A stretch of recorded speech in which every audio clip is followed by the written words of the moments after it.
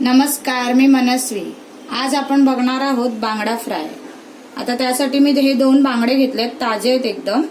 त्याला मध्ये मी चिरा पाडून घेतलेत अशा आणि चांगले साफ करून घेतले, स्वच्छ करून घेतलेत। हे बघा, व्यवस्थित साफ करून घेतलेत। आता आपण त्याला मसाला लावूया। आधी आपण आलं, लसूण आणि कोथिंबीर याची पेस्ट केली आहे मी।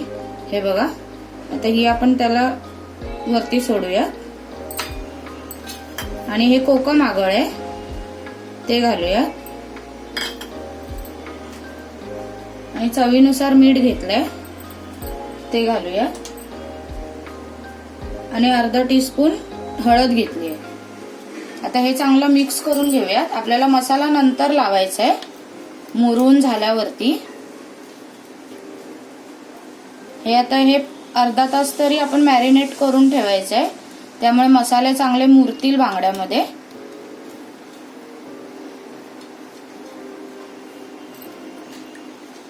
हे व्यवस्थित असं आतमध्ये घालायचं आहे, हळद, मीठ वगैरे। आता हे अर्धा तास आपण मॅरिनेशनला ठेवूया झाकून। आता या बांगड्यांना मॅरिनेशनला ठेवून अर्धा तास झालाय। आता आपण त्यामध्ये हा लाल मसाला घालूया, घरगुती लाल मसाला आहे। आता हा पूर्णपणे व्यवस्थित त्या बांगड्यांना लावून घ्यायचा आहे।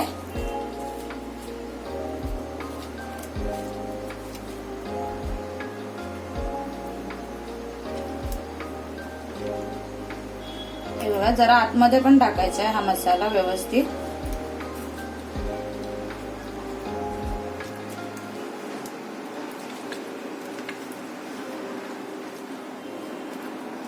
आता हा मसाला चांगला लागलाय। आता आपण त्यासाठी फ्राय करण्यासाठी आपण दुसरा मसाला बनवूया। आता आपण फ्राय करण्यासाठी मसाला तयार करूयात। हा मी थोडासा रवा घेतलाय आणि हे तांदळाचं पीठ आहे, समप्रमाणात घेतलंय आणि त्यामध्ये हा लाल मसाला घालूया आणि थोडंसं चिमूटभर मीठ, कारण की मॅरिनेशनला आपण मीठ लावून ठेवलंय। आता हे सगळं व्यवस्थित मिक्स करायचंय। आता आपण बांगडे कोटिंग करूया। हे बघा, हा जो राहिलेला मसाला आहे तो परत वरती बांगड्यांना लावायचा आहे। असा व्यवस्थित लावून घ्यायचा आहे आणि आता आपण जास्त प्रेस नाही करायचंय, फक्त थोडंसंच लावून घ्यायचंय,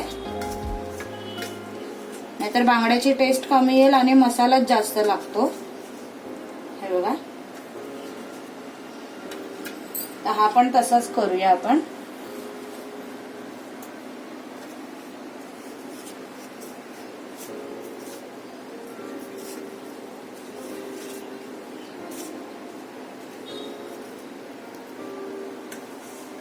आता आपण तळायला घेऊया। आता तव्यामध्ये तेल घालूया आपण। तेल थोडं थोडंच घालायचंय। आता तेल थोडं तापू द्या।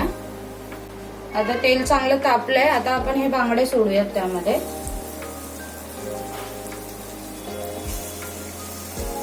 आणि थोडंसं वरून पण तेल घालायचं आपल्याला। आता हे मीडियम गॅसवर आपल्याला तळायचे।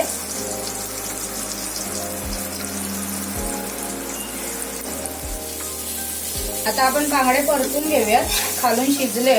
हे बघा, आता आपण या साईडने पण चांगले शिजवायचे, त्याला फ्राय होऊ द्या चांगले।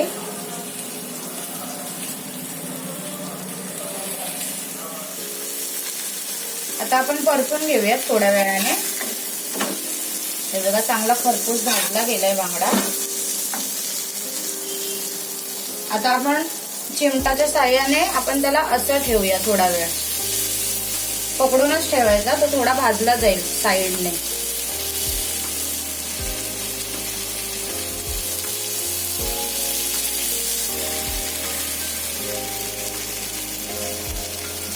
त्याप्रमाणे दुसरा पण आपल्याला तसंच करायचंय आणि मग भाजून काढायचंय।